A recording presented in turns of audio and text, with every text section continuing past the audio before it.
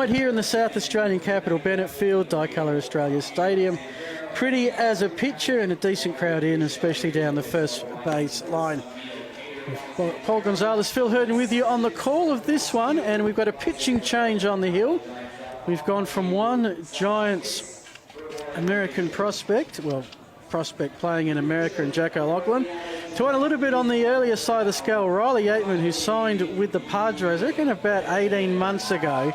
He has gone to the States, but hasn't thrown, well, he hasn't got a stat that at least I could find yet, Gons, and they tend to record every single stat possible when they play in the States. And I think it's a slightly different induction now they give to some of the youngsters that first year they go over.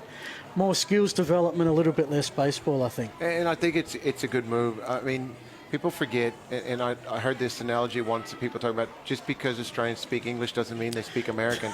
And so the reality is you go through a transition. It's a completely different culture and world to these young athletes. And, you know, don't expect it's an automatic land and then they're acclimate. And so by doing that allows the players to kind of adjust to their surroundings and all the moving parts of the U.S.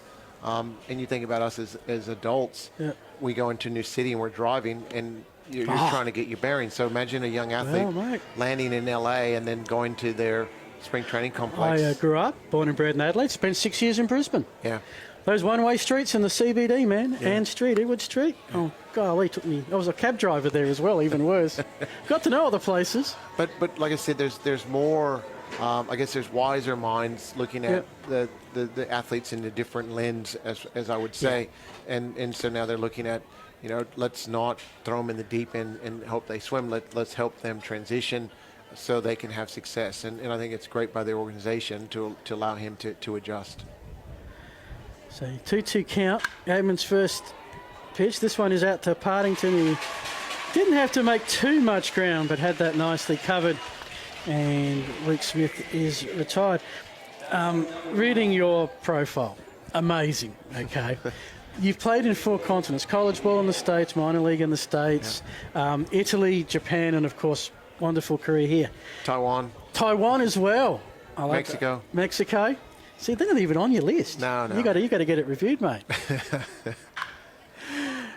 Ooh, good play. Yeah, nicely picked up. Really good play. I'll tell you what, I don't know if he McArdle versus Wingrove at first base is quite a battle. I don't know if he caught that or it caught him. It's one of those. But you know what? He sold it well, and it's out number 2.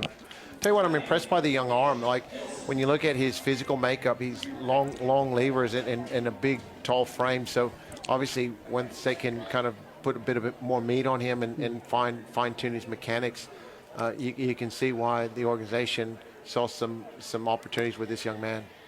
So 2 up, 2 down so far. As I was running through your resume, Coach, the different culture, was there one particular place that you played that was just a lot of fun? I'll be honest with you, my best baseball experience was in Japan. The culture there is absolutely amazing, and I was fortunate that Ichiro Suzuki was on the team I played on, and my first start in the big leagues was against Daisuke Matsuzaka at 19, and when there's 60,000, you know, at that game, and tell you what, that was pretty special. And that was a blessing and a curse to have Ichiro on your side, because he was third baseman, wasn't he? No, Ichiro played right field.